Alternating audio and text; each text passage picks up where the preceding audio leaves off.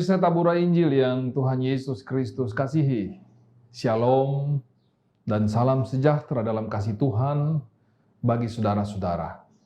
Kita berjumpa kembali dalam siaran Tabura Injil Klasis GKI Yapen Selatan, edisi Rabu 9 November 2022. Sebelum kita membaca dan merenungkan firman Tuhan di hari ini, mari kita berdoa.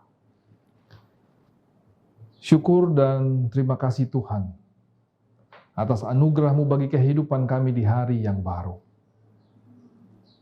Kami hendak membaca dan merenungkan sebagian dari firman kebenaran-Mu untuk melandasi perjalanan kehidupan kami di hari ini.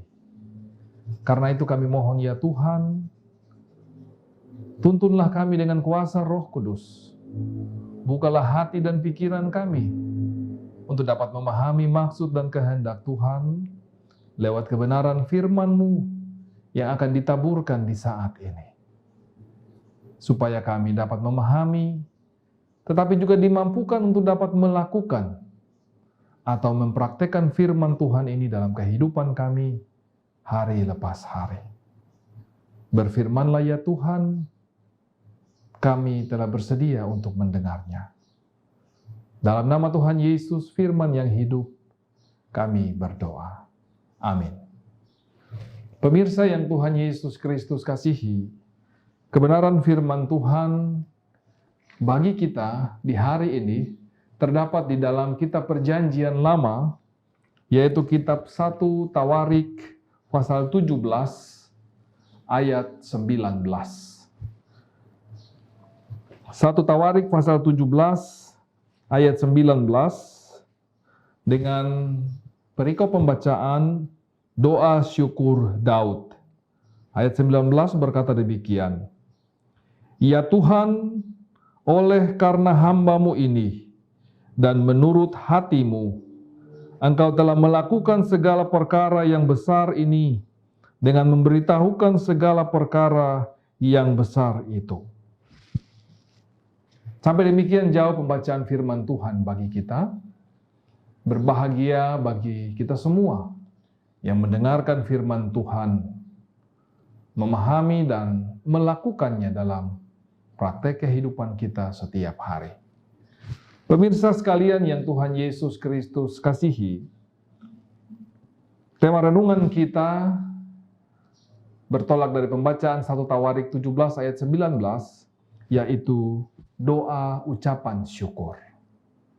Saudara-saudara yang Tuhan Yesus kasihi, kitab 1 Tawarik 17 ini merupakan respon iman Raja Daud ketika mendengar firman yang disampaikan Tuhan melalui Nabi Nathan terhadap kerinduannya untuk membangun bait Allah yang ditolak. Kita baca di 1 Tawarik 17 ayatnya yang keempat. Namun Tuhan menjanjikan bahwa Ia akan membangkitkan keturunan dan mengokohkan kerajaan Daud.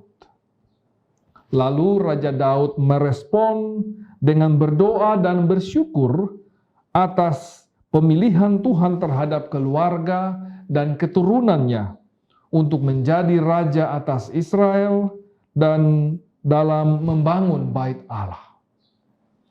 Pemirsa yang Tuhan Yesus kasihi, secara khusus dalam ayat nats kita, ayat 19, Raja Daud mengucap syukur atas jaminan keberlangsungan keturunannya.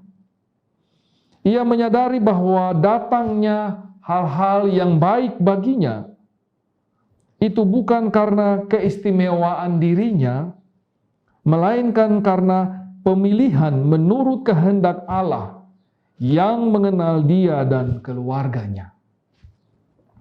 Itulah anugerah Tuhan dalam persekutuan hidup keluarganya. Jaminan keselamatan dan keberlangsungan tahta kerajaan Israel bagi keluarganya pasti akan terwujud. Karena itu Daud berdoa dengan penuh syukur dan sukacita. Bahkan ia bertanya apa lagi yang akan ia lakukan sebagai respons imannya. sebagai bentuk ketaatannya kepada Tuhan. Pemirsa yang Tuhan Yesus kasihi, mengetahui rancangan Tuhan atas diri dan keluarganya, Daud merasakan betapa kecilnya dirinya. Mendapatkan kepercayaan yang mulia, Daud mengungkapkan ketidakmampuan dirinya. Daud merendahkan diri di hadapan Tuhan dan berdoa dengan tulus, terbuka dan berserah. Sebuah doa yang perlu kita maknai dan kita imani setiap hari dalam kehidupan kita. Menjadi perenungan bagi kita adalah, apakah yang harus kita lakukan dalam rangka mensyukuri berkat Tuhan yang sudah kita peroleh dalam kehidupan kita, baik secara pribadi, keluarga maupun sebagai suatu persekutuan orang-orang percaya. Pemirsa yang Tuhan kasihi, marilah kita berusaha untuk menjadi seorang hamba di tengah-tengah kehidupan keluarga-keluarga kita. Sebagaimana Daud merendahkan diri di hadapan Tuhan, Daud menyebut dirinya hamba, ebed. Di saat Daud berkata bahwa ia adalah seorang hamba, maka turunlah kasih karunia Allah atas keluarganya. Ebed adalah seorang hamba yang selalu memiliki kerinduan untuk membawa keluarganya datang menyembah Tuhan. Atau dengan kata lain, seorang hamba yang selalu menghadirkan suasana beribadah di tengah-tengah keluarganya atau tempat tinggalnya. Seorang hamba yang dipercayakan untuk melakukan hal-hal penting yang dipercayakan Tuhan kepadanya. Dan ia disertai dengan janji dan kuasa yang berasal dari Tuhan. Selain itu, pemirsa yang Tuhan Yesus kasihi, kita juga harus berusaha untuk tidak menyia-nyiakan kesempatan hidup yang ada. Atau dengan kata lain, jangan buang-buang waktu kita dengan percuma. Kata sekarang atau ata dalam bahasa Ibrani berbicara tentang sekarang, bukan besok atau lusa. Apa yang akan terjadi sekarang ketika kita dipercayakan oleh Tuhan untuk mengerjakan hal-hal yang penting dalam hidup ini, saudaraku? Pertama, yaitu bertemu dengan Tuhan. Jadilah hamba Tuhan di tengah-tengah keluarga kita. Dan bawalah keluarga kita untuk selalu datang berjumpa, mengenal dan menyembah Tuhan. Kedua, kita terbebas dari setiap belenggu.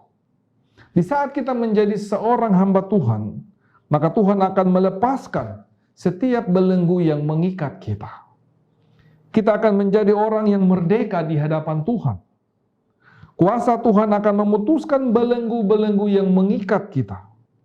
Bahkan hal-hal yang memberatkan hidup kita, Tuhan akan melepaskan semuanya.